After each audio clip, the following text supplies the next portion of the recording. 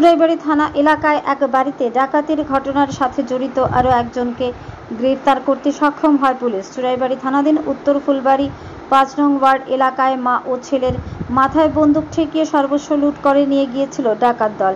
এই ঘটনার বিবরণে জানা যায়, চুরাইবাড়ি থানাধীন উত্তর ফুলবাড়ি ৫ নং ওয়ার্ড এলাকার বাসিন্দা মৃত অর্পণ পালের স্ত্রী রীতা পাল ও পুত্র অমিত পাল প্রতিদিনের ন্যায় খাওয়া দাওয়া সেরে ঘুমিয়ে পড়েন। গত ১৪ তারিখ বুধবার শেষ রাত অর্থাৎ ১৫ তারিখ বৃহস্পতিবার গভীর রাত আনুমানিক ১:৩০ নাগাদ মূল ঘরের বারান্দায় থাকা গাড়ির ঘরে বিকট শব্দ শুনে ঘুম থেকে ওঠে অমিত পাল। ঘরের বারান্দায় বেরোলে ডাকাত দল মাথায় বন্দুক ঠেকিয়ে গলায় ড্যাগার ধরে ঘরের ভেতরে হাত পা মুখ বেঁধে ফেলে। পরবর্তীতে তার চিৎকার শুনে মা রীতা পাল ছুটে আসেন। ওনাকে ডাকাত দল হাত পা মুখ বেঁধে ফেলে ঘরের ভেতরে থাকা আলমারিগুলির লকার ভেঙে নগদ অর্থ ৫০,০০০ টাকা পাশাপাশি স্বর্ণের চেন আংটি চুরি নিয়ে চম্পট দেয় ডাকাত দল, যার বাজার মূল্য ১.৫ থেকে ২ লক্ষাধিক টাকা হবে বলে জানান।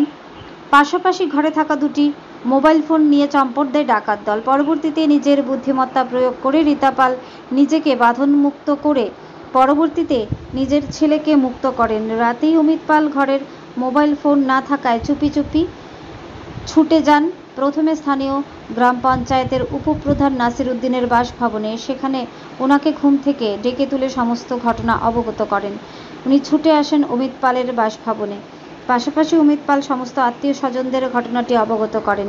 এ ঘটনার খবর পেয়ে রাতেই ঘটনাস্থলে ছুটে গিয়েছিলেন চুরাইবাড়ি থানার ওসি খোকন সাহা দলবল নিয়ে।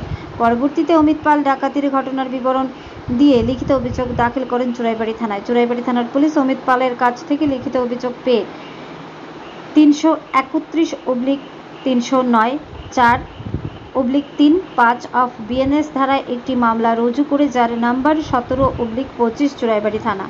প্রথমে চুরাইবাড়ি থানার পুলিশ ওই ডাকাতির ঘটনার সাথে জড়িত থাকার অভিযোগে দুজনকে গ্রেফতার করতে সক্ষম হয়। তারা হলো যথাক্রমে প্রসেনজিৎ নম বয়স ২৮, পিতা মৃত, সুরেশ নম বাড়ি ঊনকোটি জেলার কুমারঘাট মুকেশনগর ১ নং ওয়ার্ড এলাকায়, অপরজন আব্দুল করিম বয়স ২০, পিতা মৃত আব্দুল বাড়ি উত্তর জেলার চুরাইবাড়ি থানাধীন পূর্ব ফুলবাড়ি গ্রাম পঞ্চায়েতের খাদিমপাড়া ২ নং ওয়ার্ড এলাকায়।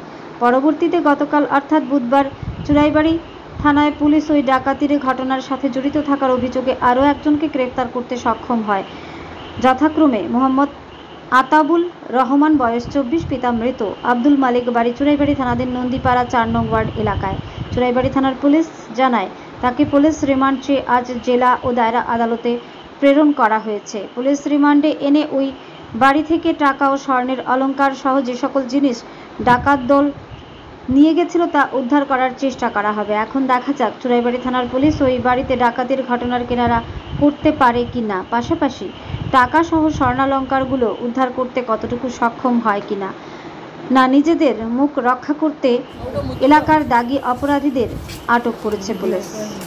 ধর্মনগর থেকে নিজস্ব প্রতিনিধির রিপোর্ট, আর ধর্মনগর।